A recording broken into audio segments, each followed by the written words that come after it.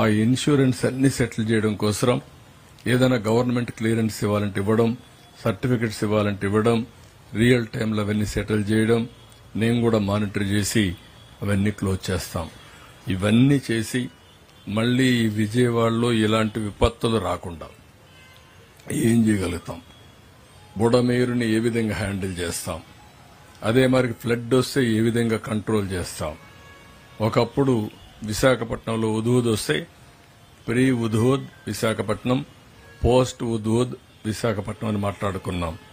అదే లెవెల్లో విజయవాడ కూడా ప్రీ వరదలు, పోస్ట్ వరదల కింద మాట్లాడే విధంగా విజయవాడను కూడా తయారు చేసుకోవాల్సిన బాధ్యత మనందరిపైన ఉంది.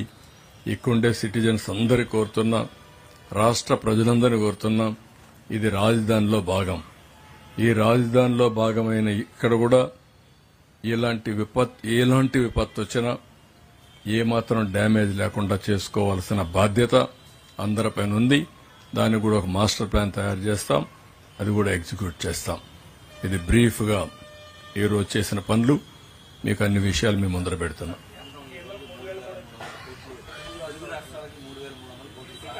లేదు, అది కరెక్ట్ కాదు. ఊరికి రూమర్ అది, మీరంతా కూడా అది కరెక్ట్ కాదు. ఇంకా రాలేదు, కన్ఫర్మేషన్ ఏం లేదు. మనం ఇంకా రిపోర్ట్లే పంపలేదు. ఇది ఊరికే ఎక్కడో ఫ్లోట్ అయిన ఇన్ఫర్మేషన్. అది not correct. Tomorrow morning we are sending report. ఇది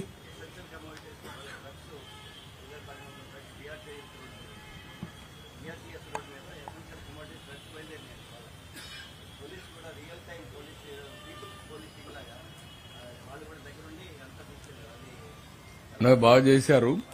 ఇంకొంచెం మా వాళ్ళలో కూడా చిన్న ఇది జరిగింది. ఎక్కువ వెహికల్స్ పెట్టారు. ఆ లాజిస్టిక్స్ కొద్దిగా సరిగా చేయలేదు చెప్పాను నేను. ఎందుకంటే నేనంటే కొంచెం ప్రజల్లో ఒక విశ్వాసం, నేను ఏది చేసినా పద్ధతి ప్రకారం చేస్తానని. ఎవరు పద్ధతి ప్రకారం చేయకపోయినా, పద్ధతి తప్పినా బ్లేమ్ నా మీద వస్తుంది. నేను ఆ మాట మా వాళ్ళకి చెప్పాను. ఈరోజు 80,000 డిస్ట్రిబ్యూట్ చేయాలనుకున్నాం. ఈరోజు డిస్ట్రిబ్యూట్ చేసింది 15,000 డిస్ట్రిబ్యూట్ చేయగలిగాం. There is some problem. కడాన వీళ్లు ప్యాక్ చేయడంలో కూడా కొన్ని ప్రాబ్లమ్స్ ఉన్నాయి. రేపు మేము ఒక 40,000, 45,000 వరకు ఒక 16 డివిజన్లు ప్రారంభించారు. ఈ 16,000లో ఇదే మరి డిస్ట్రిబ్యూషన్ చేసేస్తాం. మిగిలిందంతా కూడా ఫెయిర్ ప్రైస్ షాపు పంపించి, ఫెయిర్ ప్రైస్ షాపులో నేను ఇప్పుడు చెప్పినటువంటి ఇవన్నీ కూడా మీకు చెప్పాను లిస్టు. ఇవన్నీ కూడా లిస్టు పెట్టి అందరికీ రేపు ఒక వాట్సాప్ మెసేజ్ కూడా పంపిస్తాను నా పేరుతో. ఇది మీకు ఇచ్చే ప్యాకేజ్, గట్టిగా అడిగి తీసుకోమని. మీరు కూడా పబ్లిసైజ్ చేయండి. ఒకరోజు వేసామని అలసిపోవద్దండి. ఒక 3-4 సార్లు వేయండి, ప్రజల్లోకి వెళ్ళేయండి. ప్రజలు దానిపైన ఇది నా ఎంటైటిల్మెంట్, నా హక్కు అని దబాయిని తీసుకునే పరిస్థితి వస్తుంది. ఎక్కడా మిస్అప్రోప్రియేషన్ జరగదు. కొంతమంది బాధ్యత లేకుండా ప్రవర్తిస్తున్నారు. కానీ నేను మిమ్మల్ని అందరినీ కోరేది, ఎక్కడికక్కడ ఎవరికి తోచిన విధంగా వాళ్లు పనిచేద్దాం. పాజిటివ్గా పనిచేసి వాళ్లకు చైతన్యవంతులు చేయడానికి, మనం ఇచ్చే రిలీఫ్ కూడా సక్రమంగా అందడానికి ఏమేం చేయాలో మనం చేయాల్సిన అవసరం ఉంది. దీనికి సహకరించండి. అందుకని నేనేమంటున్నానంటే, ఇవన్నీ కూడా రేపటి నుంచి, ఇప్పుడు ఇచ్చింది కూడా ఆన్లైన్లో ఇస్తున్నారు. ఫుడ్ కొద్దిగా ఇచ్చిన వాళ్ళు తీసుకున్నారు, అది తప్పలేదు. కానీ ఆ రోజు ఉండే పరిస్థితి అది. మనం కూడా స్టాచ్యురేషన్కి వెళ్ళాం. ఇక్కడిచ్చే ప్యాకేజీలన్నీ కూడా ఎవరికి అవసరమో, ఎవరైతే నష్టపోయారో వాళ్ళకి ఇస్తున్నాం. ఈ 32 డివిజన్లో ప్రతి కుటుంబానికి ఇచ్చే ఎసెన్షియల్ కమాడిటీస్ కానీ, అదే మరిగా డ్రై ఫుడ్ కానీ క్లియర్గా ఆ కుటుంబానికి అందజేస్తాం. 16 వార్డుల్లో ఇప్పుడు ప్రారంభించినట్టు ఇదే సిస్టమ్ ఇంటింటివి ఇచ్చేస్తారు. ఎల్లుండి నుంచి 2 డేస్లో ప్రతి ఒక్క ఫెయిర్ ప్రైస్ షాపులో పెడతాం. అందరూ వచ్చి ఆ ఫెయిర్ ప్రైస్ షాపులను తీసుకుంటారు. ఆధారంగా ఇవన్నీ డిస్ట్రిబ్యూషన్ అవుతాయి. ఇక్కడ ఒకటే మీరు గుర్తుపెట్టుకోవాల్సింది, పీడీఎస్ ఓన్లీ బీపీఎల్ ఫ్యామిలీస్కి ఇస్తాం. కానీ ఇది మాత్రం అందరికీ ఇస్తాం. చిన్న పెద్ద తారతమ్యం లేదు. ఒకవేళ పెద్దవాళ్ళు తీసుకుని వేరే వాళ్ళకి ఇచ్చుకుంటే వాళ్ళ ఇష్టం. కానీ అందరికి అవైలబిలిటీ ఉంటుంది, అందరికి వర్తింపజేస్తాం. గతంలో కృష్ణలంక కట్టారు దాంతో.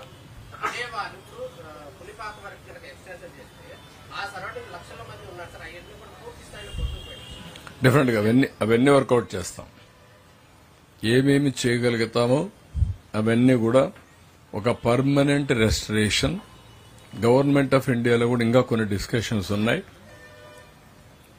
ఏదైతే ఈరోజు ప్రకాశం బ్యారేజ్ 12 లక్షల క్యూసిక్స్ ఆఫ్ వాటర్ డిశ్చార్జ్, ఈరోజు ప్రకాశం బ్యారేజ్ పైన చాలా ప్రాజెక్టులు వచ్చాయి. కానీ ఈ సంవత్సరం వచ్చిన వర్షాలు మనం చూస్తే అన్ని దాటుకొని 12 లక్షలు వచ్చేసింది. రాబోయే రోజుల్లో 15 లక్షల క్యూసెక్స్ ఆఫ్ వాటర్ రాదని నమ్మకం లేదు, ఉంటుంది, వచ్చేదానికి అవకాశాలు ఉన్నాయి. అలాంటప్పుడు దీన్ని కూడా ఏ విధంగా స్ట్రీమ్ లైన్ చేయాలని గవర్నమెంట్ ఆఫ్ ఇండియాని అడుగుతున్నాం. ఒక 15 లక్షల క్యూసెక్స్ కానీ డిశ్చార్జ్ చేసే విధంగా ఈ ప్రాజెక్ట్ ని ఇంప్రూవ్ చేయగలిగితే ఉపయోగపడుతుంది. ఎంతవరకు చేయగలుగుతాం అది కూడా హోంవర్క్ చేస్తాం. ఎక్స్పాన్షన్ ఏం చేయగలుగుతాం అన్ని కూడా.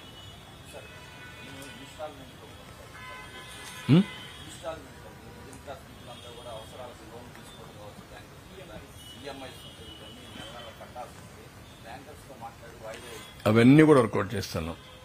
మీరు ఇంటికి తీసుకున్నటి మిడిల్ క్లాస్ కావచ్చు, అప్పర్ మిడిల్ క్లాస్ కావచ్చు, లోయర్ మిడిల్ క్లాస్ కావచ్చు, వ్యాపారస్తులు కావచ్చు, ఇండ్లు కావచ్చు, అవన్నీ రీషెడ్యూల్ చేసి ఏం చేయాలో అన్ని వర్కౌట్ చేస్తున్నాం.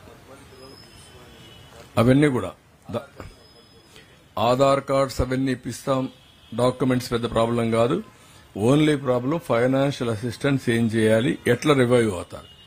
అవన్నీ నాన్ ఫైనాన్షియల్ ఇష్యూస్ ని పెద్దగా పట్టించుకోవాల్సిన అన్ని రెడీమేడ్గా ఇచ్చేస్తాం. అది పెద్ద ఇష్యూ కాదు. ఎక్కడ డబ్బులు తీసుకోకుండా సప్లై చేద్దాం.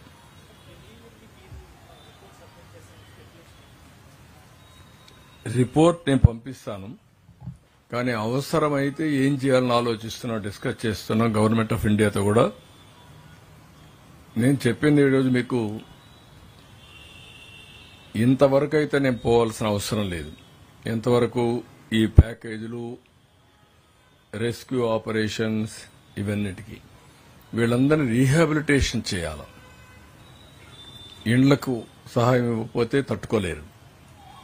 రెండోది, వ్యాపారస్తులందరూ దెబ్బతిన్నారు.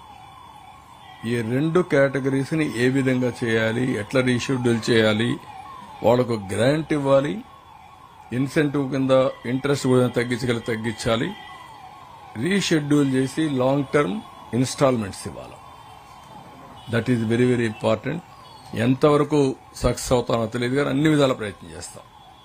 అవుట్ ఆఫ్ బాక్స్ థింకింగ్ కూడా చేయాల్సిన అవసరం ఉంది. రొటీన్ గా ఆలోచిస్తేది కాదు, కొంత ఎక్స్ట్రాగా కూడా గవర్నమెంట్ ఆఫ్ ఇండియా చేయాలి. I'm trying my level best to convince them. వాళ్ళు కూడా సుముఖంగా ఉన్నారు. Let us see. Okay, thank you. Vinayaka Chavithi జరుపుకుంటూనే పనిచేద్దాం. ఇక్కడ కూడా మార్నింగ్ వినాయక చవితి ఇక్కడ